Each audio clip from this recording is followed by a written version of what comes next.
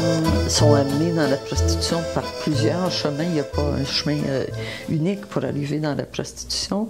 En général, la pauvreté joue un très grand rôle, effectivement, puisque tout le monde a besoin de manger. Puis, comme les femmes sont souvent monoparentales, elles ont besoin de nourrir leurs enfants aussi.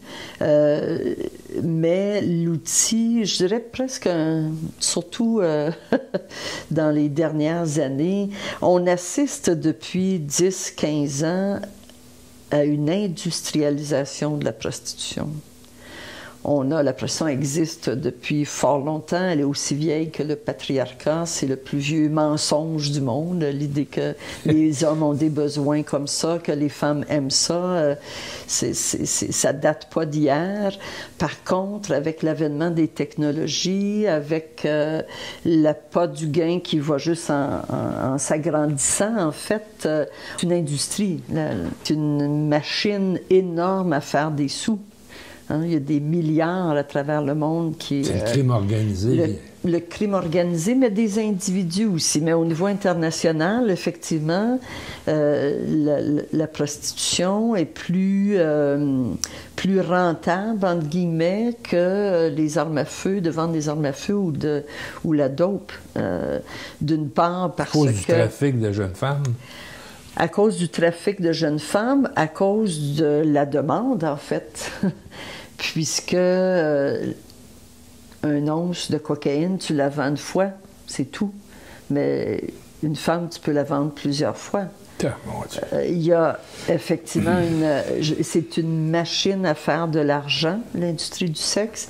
C'est une machine, quand on parle d'industrialisation, on parle aussi de production de la marchandise. La pornographie contribue à la production de la marchandise.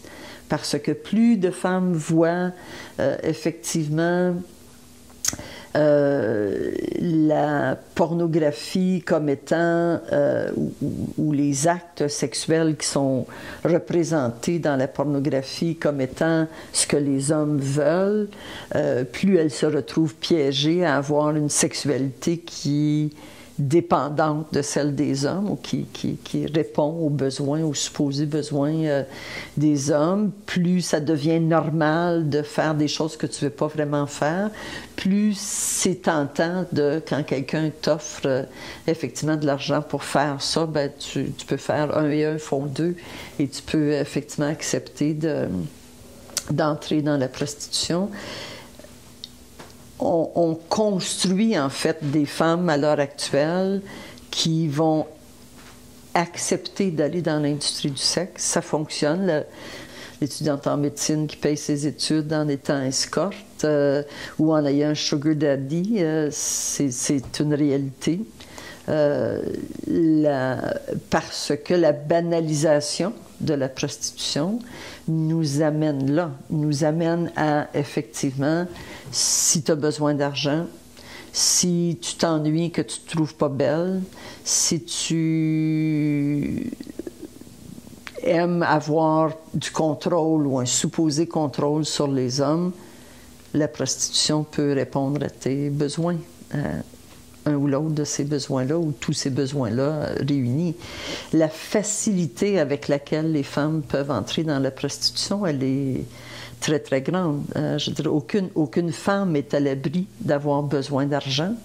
Aucune femme est à l'abri de pouvoir être piégée par un homme dans sa vie à répondre à ses besoins, puis tout à coup à des exigences de plus, puis de « Ah, est-ce que tu coucherais avec mon ami parce que je lui dois de l'argent, puis il aimerait ça. » Et donc, les femmes apprennent effectivement à dépasser leurs limites.